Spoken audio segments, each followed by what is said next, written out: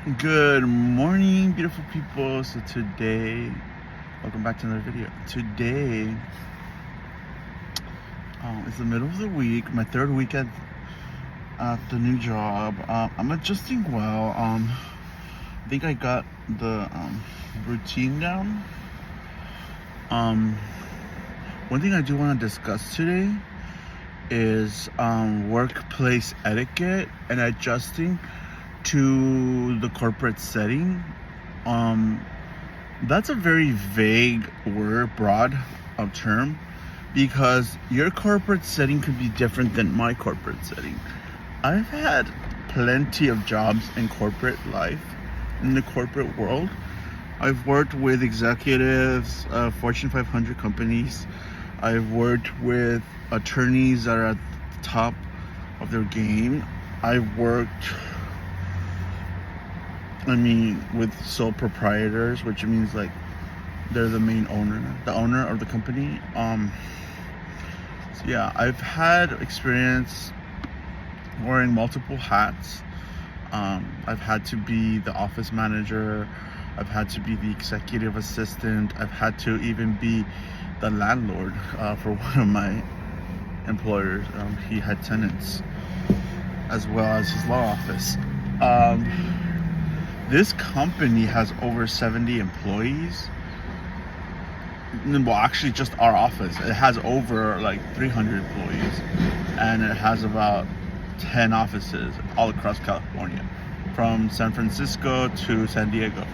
So it's a pretty professional company. However, I did want to talk about workplace etiquette and learning to read the room and going off of your gut instinct. So I'll explain why I'm talking about this. So when I first, anywhere I work in a corporate setting, I'm always gonna dress very formal. What's formal?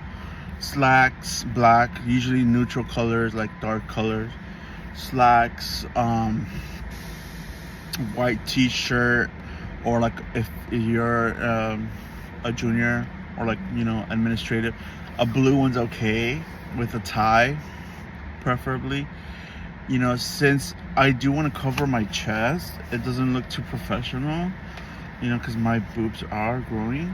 I tend to wear a wool vest that's very neat.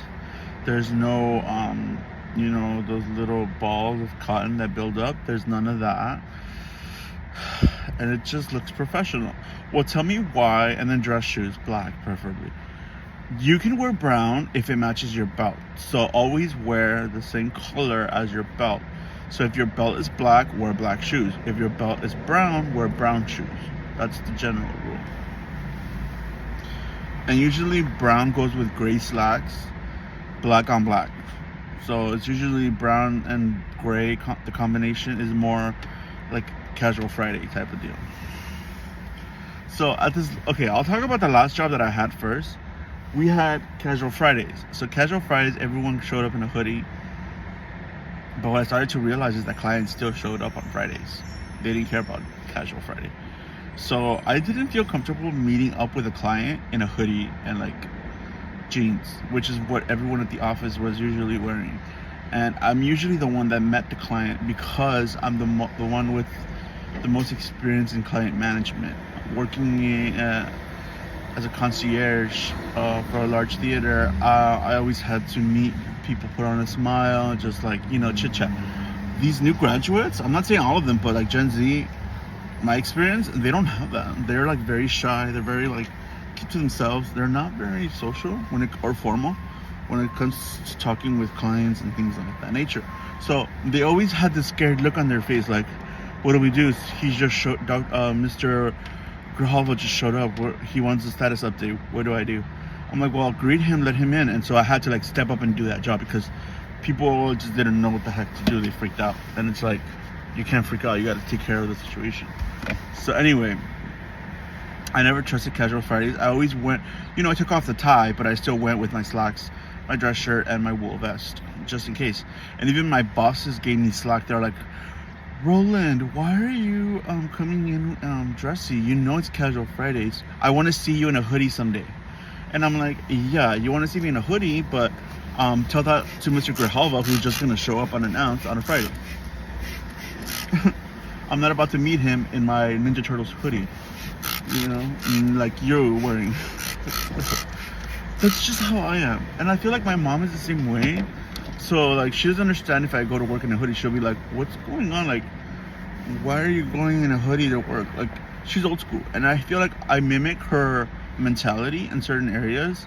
Like, I'm a little, even though I'm liberal and I'm LGBT, I'm still freaking conservative. And that's because of my upbringing. So I'm pro-life. I'm against, like, most welfare programs, even though they've helped me. But, like, I feel like they should only be used to get your foot up. Once you're there, like, you shouldn't use them anymore. I'm no longer using my benefits because, you know, I'm already getting a salary. So it's like, why would I keep using that, you know? I think they cut you off too once you get a job. It comes out in the system. Like, you're not going to get it, basically. Anyway, the reason why I'm discussing this topic is because I started going to work formally. Like, my first week, I didn't know. Like, this is what I mean about reading the room. Is you have to be very observant about your coworkers' behavior, and usually it's like a team, and usually the team is going to make you fit in. If you don't want to fit in, you're gonna stand out. So I was showing up in slacks, a tie, and formal wear. I started noticing that people were wearing like casual clothes. Like, it was casual Friday every day. So I'm like, okay, this is not the place to wear a tie. So second week, tie goes out of the dress code. I'm going in with slacks and a dress shirt only. And I still get comments from like coworkers telling me, hey, you know that this is a casual place, right? Like, you're not required to come in formal wear. And I'm like, oh, thanks. No, I just prefer it this way. I noticed that everyone's chill. I like that. I don't know. I'm used to coming in to work in slacks and a dress shirt. And they're like, okay, to each their own, like, you know, blah, blah, blah. And then they go about their way. But then I'm like, okay, maybe I'm making them, like, I wouldn't say feel uncomfortable, but maybe they're like, no, this is not that. Like, why are you coming in dressy and we're all chill? Like, so then this is where, you know, it goes back to reading the room and like learning how to get the memo. I don't know if I've told you all this, but I'm on the spectrum, the autistic spectrum. So sometimes it's difficult for me to get those social cues. Social cues, I mean, like, everyone is kind of like on the same page and you're on a different boat.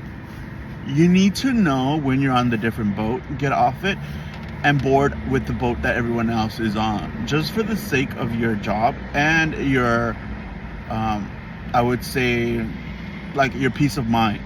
Because there's this quote that I love that says, apparently keeping to myself and minding my business and not bothering anyone bothers people.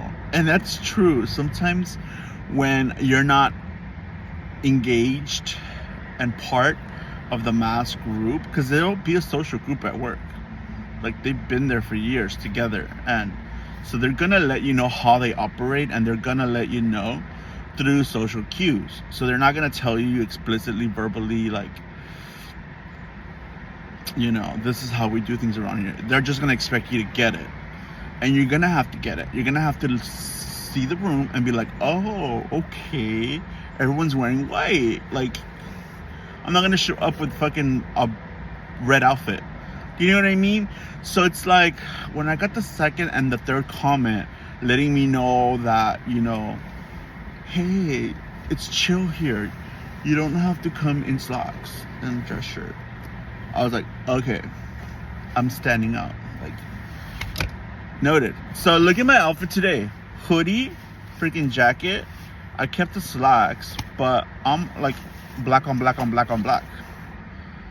So hopefully everyone can leave me alone now and not comment on my dress code. But I feel like it's good because now I'm more comfortable, and I feel like the day will go by faster when you're comfortable, because You just focus on work. You're not focused on, do I have a stain? Because your coffee stain, you ain't gonna see that. It's black. Okay? Anyway, read the room. You know, still be yourself. Put your own little spice to it. But read the room, and I hope this helps some of you out. Hope you have a great day. Update. He called yesterday. I think I told y'all this, but he called me again yesterday. He wanted to hang out. Yeah. Tell me why I'm acting like his wife, because I was like, oh babe, did you eat already? Do you want me to go drop you off some food? Did you want to see me? Like, what's going on? He's like, oh babe, yeah, like, where are you? I'm like, I'm just walking out. He texted me at 5 o'clock.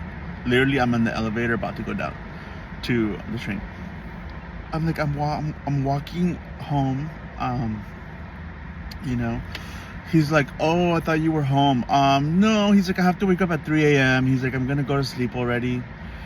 I'm just gonna get a quick bite to eat. Thank you so much, babe. Why are you being so nice? Like, you're so sweet. And I'm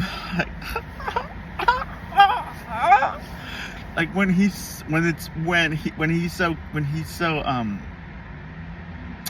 you like him so much, he's got you acting like wifey, you know.